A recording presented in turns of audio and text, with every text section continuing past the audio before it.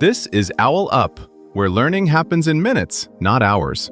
For a deeper journey, explore all our courses at owlup.co. Now, let's dive in.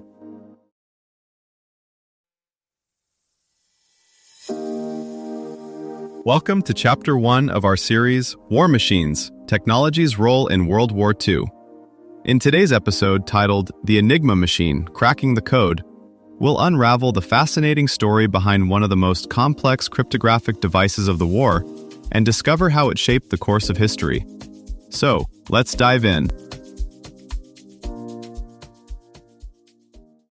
Depth charges rumble beneath a dark Atlantic sky. A convoy sails blind, unaware a wolf pack circles nearby. In a cramped room far away, young codebreakers race a midnight deadline. Here's the mystery. How did the Allies read messages sent on a machine everyone swore was unbreakable? By 1942, the battle in that cramped room had turned into a race against midnight that restarted every single day. Each dawn, German operators across Europe and the Atlantic changed their Enigma settings, wiping out yesterday's hard-won progress. The Allies weren't just breaking a code once, they were breaking a moving target, over and over, often with only scraps to start from. A weather ship off Norway might send a routine forecast. A harbor master in Bordeaux might file a predictable morning report. These boring messages became gold. At Bletchley Park, teams hunted for such regular traffic. Phrases like weather report or nothing to report, then used them as hooks to drag out an entire day's key. Meanwhile, in a Polish basement years earlier, 3 mathematicians had quietly proved Enigma wasn't magic at all, but a machine with patterns, and patterns can be hunted. Instead of one genius moment, the breakthrough was a chain of messy, human-sized steps. In 1932, Polish mathematicians in Warsaw quietly reconstructed Enigma's wiring using stolen German manuals and pure algebra, then built their own machines to mimic it. When German procedures grew more complex in 1939, they handed their work to the British and French at a secret meeting near Peary Forest.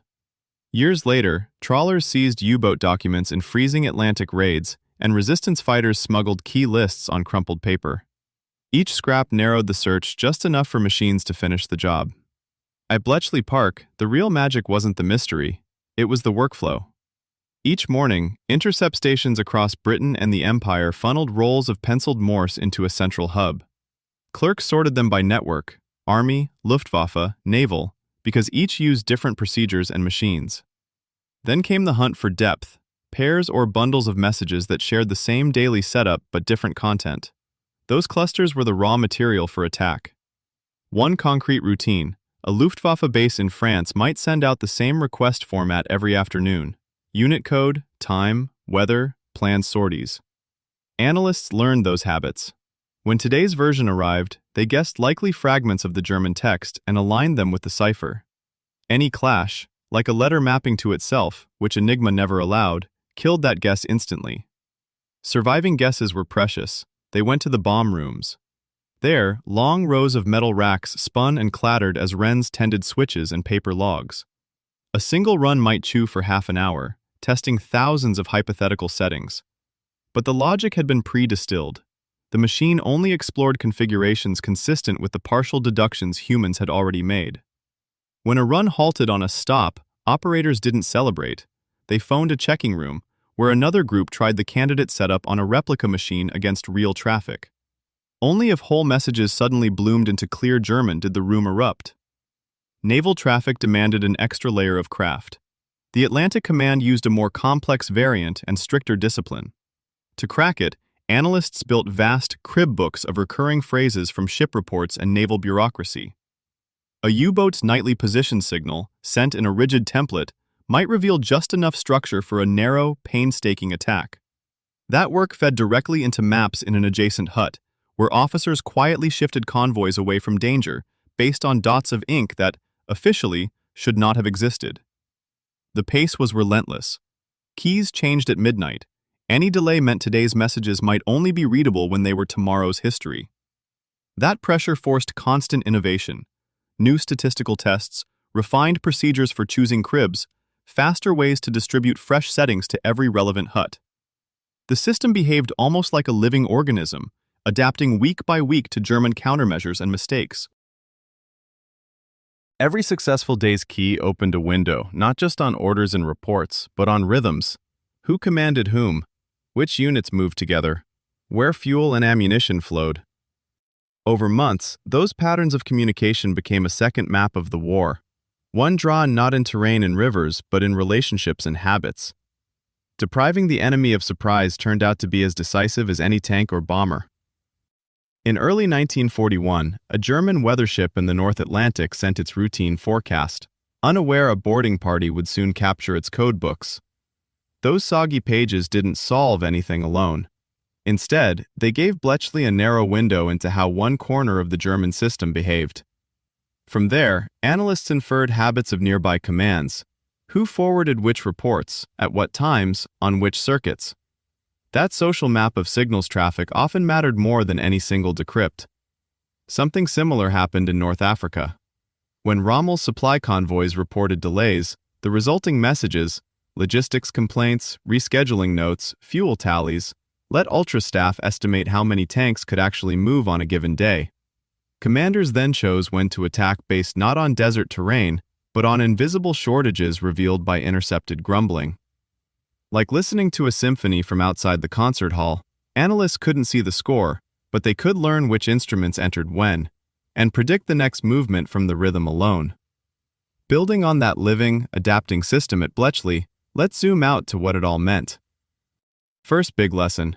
Ultra didn't just win clever puzzles, it bent the shape of the war. Many historians argue it cut the European conflict by roughly 2 years, because leaders could choose battles knowing what German commands were planning, not guessing. Second, Enigma's unbreakable math still failed in the real world. Human habits, operator shortcuts, captured sheets, those cracks mattered more than theory. That's a warning for today's encryption and cybersecurity. The algorithm is rarely the weakest link.